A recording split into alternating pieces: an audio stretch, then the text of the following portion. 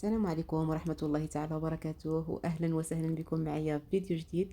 وصفة اليوم إن شاء الله غتكون عبارة على واحد المملحة بواحد الحشوة اللي كتجي خطيرة خوتي. كنتمنى أنكم تتبعوا معايا الفيديو من الأول للأخير لأنها كتستحق تجربة.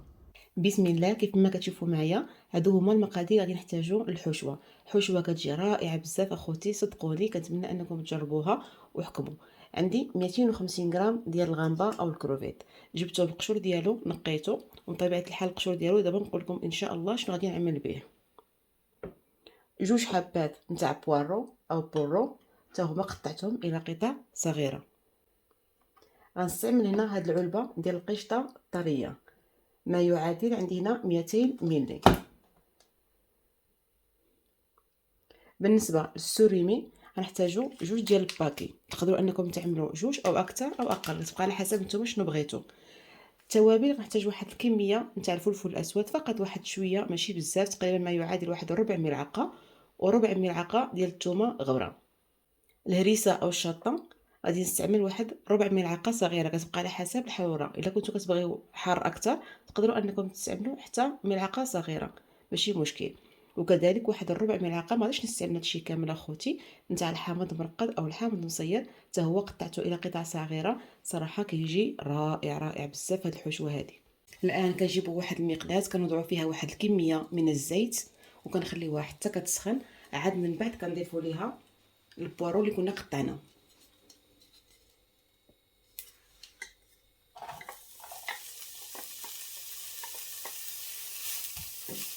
صافي ونخليوه واحد شويه حتى كيتشحر وكينزل، عاد من بعد غادي نستعمل المكونات الاخرى. الان من بعد ما تشحر معنا البوارو غادي نوضعوا هاد الكميه نتاع الكروفيت او الغامبه. بسم الله.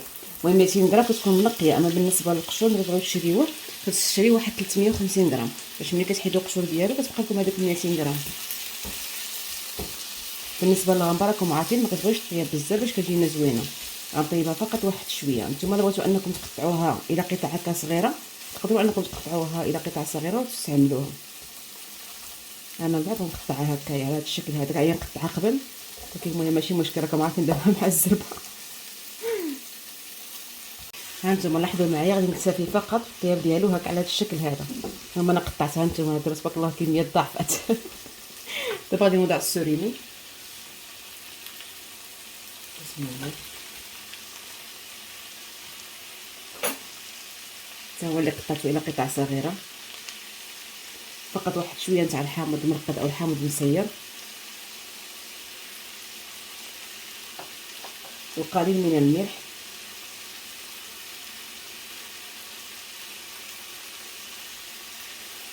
وقليل من الفلفل الاسود. بسم الله.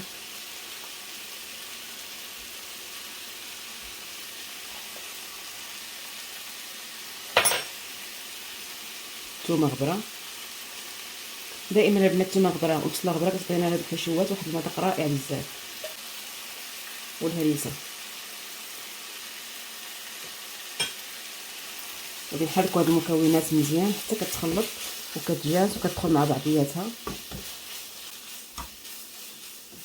حشوه ساهله البنات وكتوجد في واحد المده قصيره بزاف، غير حنا دابا راكم عارفين مع التصوير كتستغرق لنا المده اكثر واكثر، اما تبارك الله راه في 10 دقائق كتعملوها. الان غادي نضيف القشطه الطريه. بسم الله. تقدروا باش انكم تستعملوا نتوما اقل تستعملوا اقل، ولكن بالنسبه لي انا 200 كافيه، راه هي هذيك.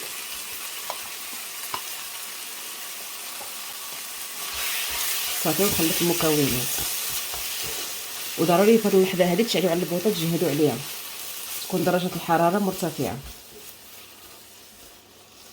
الان من بعد منين غادي المقله وبدات لهاد الكميه نتاع الناطه والكريمه السائله كتشرب، غادي نزيدوا واحد الكميه من الجبن باش غادي تزيد تعلق. بسم الله. انا كنستعمل هذا الجبن هذا اللي كيكون مخلط، وبالنسبه للجبن كتبقى على حسب كل واحد شنو بغا، اما توضعوا اكثر او اقل باش كتعلق لنا الحشوه.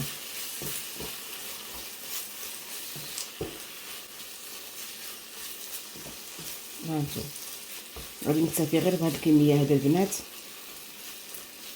وغادي نخليها فيها واحد شويه نتاع الصوص، لانني انا من بعد غادي نستعمل الشعريه الصينيه او الشعريه نتاع الرز باش حتى هي كتشرب لنا هاد المكونات هذا. صافي. المهم هي اصبحت عندنا الحشوه جاهزه. هانتوما لاحظوا معايا كيفاش كتجي. الان غادي نمشيو باش نحضروا الشعريه الصينيه.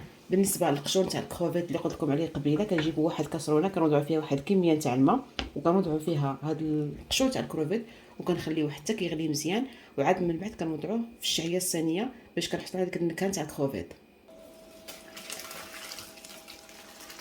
وبالنسبه لهاد القشور تاع الغامبا اللي كيبقاو لنا راه ما كنلوحوهم ما حتى شي حاجه البنات. دابا غادي نشفهم وغندخلهم للفران يتحمروا، ومن بعد غادي نطحنهم ونخليهم في قريعه. منين نبغي نعمل سيجار او اي حاجه تاع السمك كنديرهم.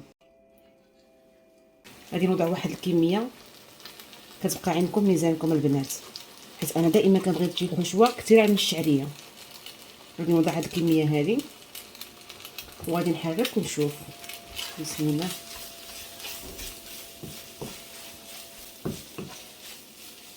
وبالنسبه كذلك في التوابل تقدروا انكم تستعملوا بغيتوا التوابل او العطريه ديال السمك، حتى هي غادي تجي فيها بنينه بزاف البنات. هانتوما تبارك الله الحشوه كيفاش كتجي، راه كتعلق بوحديتها وكتجي عاقده. المهم كيف ما كتلاحظوا معايا الحشوه من بعد ما بردات خلينا حتى بردات تماما. غادي نجيب هنايا ورقه ديال الفيلو وواحد شويه نتاع الزيت. هنايا قسمتها على جوج، نتوما كتحكموا بغيتوا تعملوهم صغارين او كبارين. ودائما الورقه اللي كتكون عندنا زائده كنغطيوها باش ما راكم عارفه الورقه ديال الفيلو كتيبس دغيا. دابا غادي نجيب الورقه الاولى اللي غادي نستعمل. بسم الله. غادي ندهن واحد شويه نتاع الزيت فقط القليل ماشي بزاف.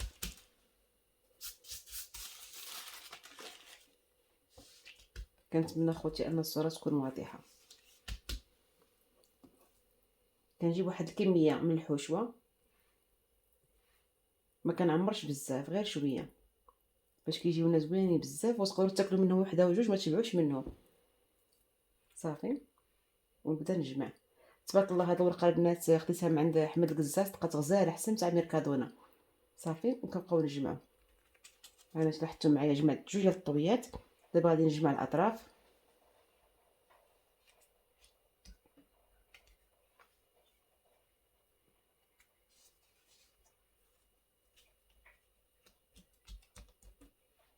صافي. ونبداو نلفو.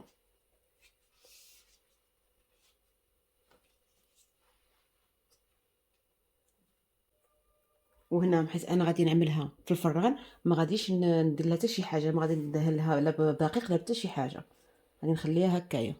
بالنسبه للكميه اللي غادي ندخل دابا الفران انا غادي نعملها في اي فراير. من طبيعه الحال كدهنوها بواحد شويه تاع الزيت، واحد هانتوما هكا على هذا الشكل هذا. بغيتو انكم تزينوها على هذا الشكل هذا كما انا زينت هذه، عملت فوق منهم واحد شويه تاع الزنجلان الكحل. تقدروا نتوما تعملوا الزنجلان العادي ولا اللي متوفر عندكم، او تخليهم على كما هما. انا ان شاء الله باذن الله غادي نعملهم في اي فراير، وانتم ان شاء الله معايا باش غتشوفوا الشكل النهائي ديالهم. كيجيو رائعين بزاف، واللون ما نقولكمش. وكان اخوتي هذا هو الشكل ديالهم اللي كيجيو اكثر من رائعين، كيجيو مقرمشين من اروع ما يكون، لذاذ بزاف. دابا غادي نفتح معكم واحد الوحيده باش تشوفوها كيفاش كتجي من الداخل. والله كيجيو في البنه يا سلام يا سلام. كونوا على يقين غادي تجربوا ما تحماقوا عليهم. المهم اخوتي وصلنا لنهايه الفيديو. كنتمنى وصفات اليوم ان شاء الله تنال اعجابكم، ونتلاقاو مع فيديو مقبل ان شاء الله. خليتكم على خير ومع السلامه.